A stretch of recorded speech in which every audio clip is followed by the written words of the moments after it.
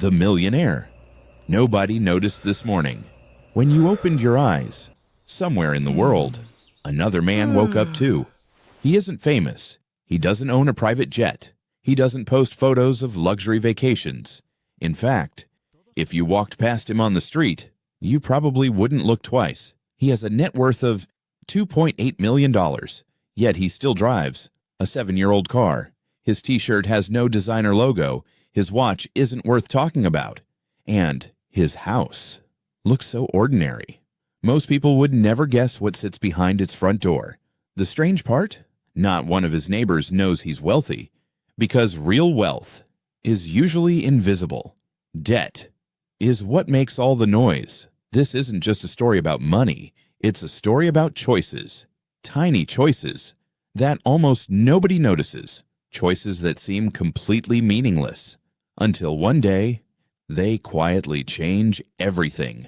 The clock reads 5:42 a.m. His alarm won't ring for another 18 minutes, but he's already awake. Not because he's forcing himself to wake up early. Not because some productivity guru told him successful people rise before sunrise. His body simply wakes up on its own. He doesn't grab his phone. There isn't a single notification more important than the peace of his morning. He opens the window. Cool air fills the room. Then he walks into the kitchen and reaches for an old coffee mug. His daughter gave it to him 11 years ago, on Father's Day. It probably cost $5. He never replaced it, not because he couldn't, because he never needed to. The coffee machine begins to brew, the same familiar sound, every single morning, for almost a decade. To him, luxury has nothing to do with buying expensive things. Luxury is reaching a point where you no longer need new things to feel successful. While the coffee brews, he opens his laptop. Only for a minute, one screen, one number, $2,843,617. He doesn't smile. He doesn't celebrate. Because after all these years, it's just another number. The market could rise today, or it could fall. Either way, he already knows what he's going to do. Nothing. Years ago, he learned a lesson most investors never do. The most expensive financial decisions are almost always made in moments of fear. And some of the greatest fortunes in history were built by simply refusing to panic. He closes the laptop. He won't look at his investments again today. That is his superpower. Most people spend their lives working for money. He spent his life teaching money to work for him. But this story didn't begin here. To understand it, we have to go back 27 years, back to a time when his bank account held just $312, back when he honestly believed rich people were simply born different. The year was 1999. He was 24 years old, fresh out of college, first full-time job, annual salary, $38,000. After taxes, there wasn't much left. Rent, groceries, gas, bills. By the end of every month, his checking account was almost empty. Every Friday, his coworkers talked about the future. When I get promoted, I'm buying a brand new car. I'm upgrading to a luxury apartment.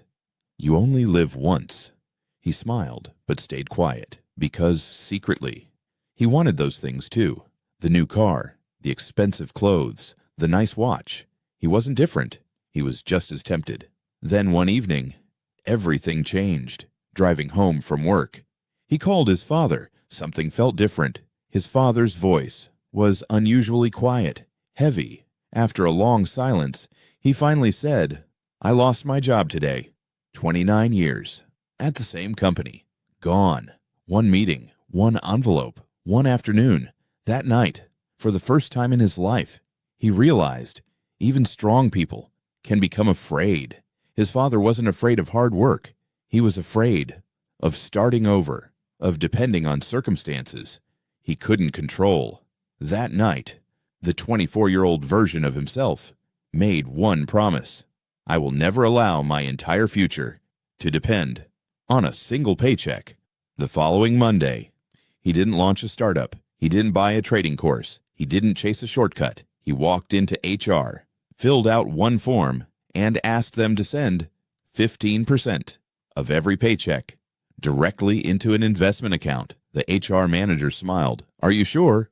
"That's a lot." He smiled back. "I'm sure." He wasn't. He was terrified. His first paycheck arrived. His bank balance looked smaller than ever. He skipped trips. He kept driving his old car. He watched friends upgrade their lifestyles.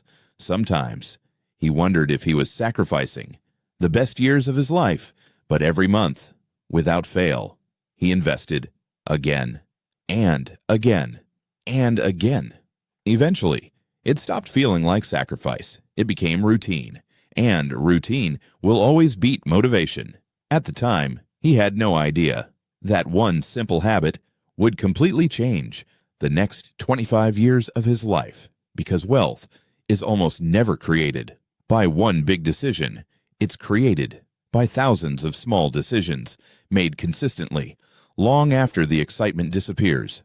Life never moves in a straight line. For the next 3 years, everything seemed to be working. Every paycheck he invested without emotion, without interruption. Slowly, his portfolio reached $25,000. It was the largest amount of money he had ever owned, and without realizing it, he was about to face his first real test. One afternoon, a coworker leaned over his desk. "I found the next Apple. If you buy now, you'll never have to work again." For the first time, he ignored his own rules. Money that belonged in index funds went into one single stock. At first, it felt like genius. Every morning, his account was higher. $2,000, $5,000, $11,000. He started believing. He finally understood the market. That's the dangerous moment, because a little luck can convince ordinary people they're financial experts. Then, one Tuesday morning, everything changed. No warning, no dramatic headline. The market opened, and within hours, his stock was down 48%. A week later, it had fallen 70%. 2 months later, it was almost worthless. Years of savings cut nearly in half. That night, he couldn't sleep, not because he lost money, because he broke the one promise he had made to himself. A few days later, he opened an old notebook. On the very first page, he found a sentence written years earlier. "I won't try to become rich. I'll simply try to make fewer mistakes." He stared at those words for a long time. That night, he made another promise. No more hot stocks, no more secret tips, no more chasing easy money, only index funds.